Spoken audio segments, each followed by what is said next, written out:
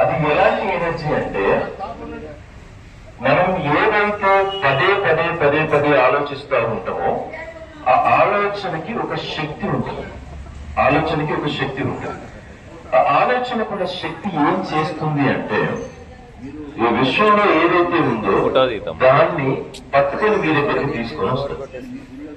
అంటే నువ్వు ఏదైతే ఆలోచిస్తా ఉంటావో ఆ ఆలోచనకు తగ్గట్టుగానే నీ పరిస్థితులు, నీ చుట్టుపక్కల ఉన్న వ్యక్తులు ఇవన్నీ కూడా రూపొందడం జరుగుతుంది.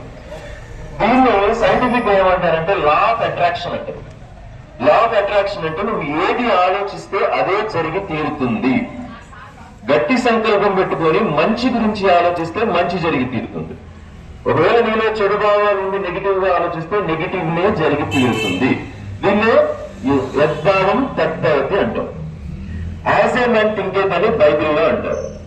సో మనం ఏది ఆలోచిస్తే అది జరుగుతుంది. ఇది కన్ఫర్మ్ కదా. ఇప్పుడు మీరు ఏదైనా ఎగ్జాంపుల్ ఒక రెడ్ కార్, ఎర్ర కార్ అని చెప్పి మనసులో అనుకొని మీరు బయటికి బయలుదేరితే మీకు ఈ రోజంతా కూడా రెడ్ కార్లే కనబడతాయి. ఎందుకంటే మీరు దాన్ని ఆకర్షిస్తారు.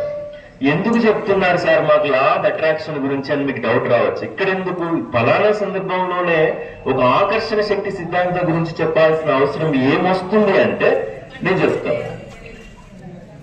మాది 7వ యానివర్సరీ, అప్పటికి మ్యారేజ్ యానివర్సరీ మాది 7వది. మేమిద్దరం కూడా, మేము వైఫ్ అండ్ హస్బెండ్ ఇద్దరం కూడా వెంకటేశ్వర స్వామి టెంపుల్ వివేకానంద నగర్ లో ఉంటుంది. అక్కడికి వెళ్ళినాము.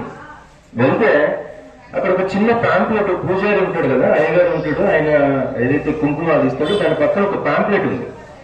ఆ ప్యాంప్లెట్ చూస్తే ఆ ప్యాంప్లెట్ లో ఏముంది అంటే SSY MMY సహజ సిద్ధయోగ MMY రఘుగురు గారితో ఆల్విన్ కాలనీ MLN గార్డెన్ లో ఒక యోగా శిక్షణ శిబిరం స్టార్ట్ అవుతుంది, కంప్లీట్ ఫ్రీగా వచ్చి జాయిన్ అవ్వండి అని ఉంది. నాకు చాలా ఇంట్రెస్ట్. అప్పటికే నేను ఆధ్యాత్మికంగా కానీ PSM pyramid spiritual society movement మీకు తెలుసు అనుకుంటాను. అప్పటికే హిమాలయాల ప్రయాణం కూడా అయిపోయింది. సో అది జాయిన్ అవ్వాలని ఇంట్రెస్ట్ నాకు పుట్టి నేను వెళ్ళిన తర్వాత వారం రోజుల పాటు అక్కడ శిక్షణ అటెండ్ అవ్వడం అద్భుతంగా ఉంది. అక్కడ శిక్షణ, అందులో నాతో పాటుగా క్లాస్మేట్ చంద్రశేఖర్ గురించి. సో గురువు గారు కూడా నాతో పాటు క్లాస్మేట్ గా అటెండ్ అయ్యారు, అయిపోయింది. అక్కడ సందర్భంగా మేము అనుకున్నది ఏంటి అంటే మా కాలనీలో కూడా అందరూ బాగా సెటిల్డ్, వెల్ సెటిల్డ్, సంపాదించారు, పిల్లలు ఉన్నారు, అందరూ ఉన్నారు. కానీ ఇట్లాంటి ఒక నాలెడ్జ్ అనేది మాకు వస్తే బాగుండు, ఇక్కడి వాళ్ళకి వస్తే బాగుండు అనే ఒక సత్సంకల్పం, ఒక పాజిటివ్ థింకింగ్ తో నేను వెళ్తే తర్వాత ఎట్లా జరుగుద్దో, ఏం జరుగుద్దో, యూనివర్స్ ఏం చేస్తుందో మనకు తెలియదు. కానీ అట్లాంటి పరిస్థితుల్ని, అట్లాంటి మనుషుల్ని, అట్లాంటి గురువుల్ని మన దగ్గరికి ఆ విశ్వమే తీసుకుని ఖచ్చితంగా వచ్చి తీరుతుంది.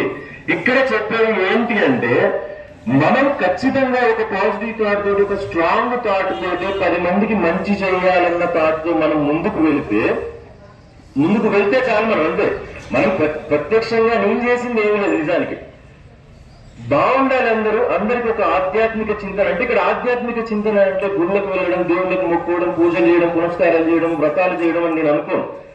మన గురించి మనం తెలుసుకోవడం ఆధ్యాత్మిక చింతన. మనం ఏదైతే, మనం ఎందుకు వచ్చాం, ఏంటి మన పర్పస్ ఏంటి, దేనికోసం వచ్చాం, ఏం సాధించి వెళ్తామన్నది ఆధ్యాత్మిక చింతన. ఇలాంటి ఒక నాలెడ్జ్ మేమున్న ఏరియాలో కూడా కావాలన్న సత్సంకల్పంతో బయలుదేరాం. కాబట్టి ఇప్పుడు 6 సంవత్సరాలుగా ఇది సక్సెస్ఫుల్ గా రన్ అవుతుంది, ఇంకా రన్ అవుతుంది. ఎంతో మంది శిష్యుల్ని, ఎంతో మంది గొప్ప గొప్ప వాళ్ళని, విజయగారి గురువులను, మళ్ళీ గురువులకు గురువుల్ని, వాళ్ళ నుంచి చాలా మంది గురువుల్ని, ఇది ఒక స్ప్రెడ్ అయిపోతా ఉంటుంది. సో మిమ్మల్ని నేను ఏమంటున్నానంటే ఏ ఆలోచన చేసినా కూడా మంచి జరగాలన్న ఆలోచన చెయ్యం. అది ఎట్లా జరుగుతుందో మనకు సంబంధం లేదు. అది ఎలాగైనా జరగచ్చు, మీరే పూనుకొని చేయాల్సిన అవసరం లేదు. ఎలాగైతే లా ఆఫ్ అట్రాక్షన్ సిద్ధాంతం ప్రకారం మనం ఏదైతే పదే పదే ఆలోచిస్తామో దానికి తగిన పరిస్థితులు, మనుషులు, వ్యవస్థ, సిస్టమ్ ప్రతి ఒక్కటి ఖచ్చితంగా వచ్చి తీరుతుంది. ఇదే లైవ్ ఎగ్జాంపుల్. సో మీ దగ్గరికి ఎవరన్నా వచ్చినప్పుడు మీ వల్ల కాకపోయినా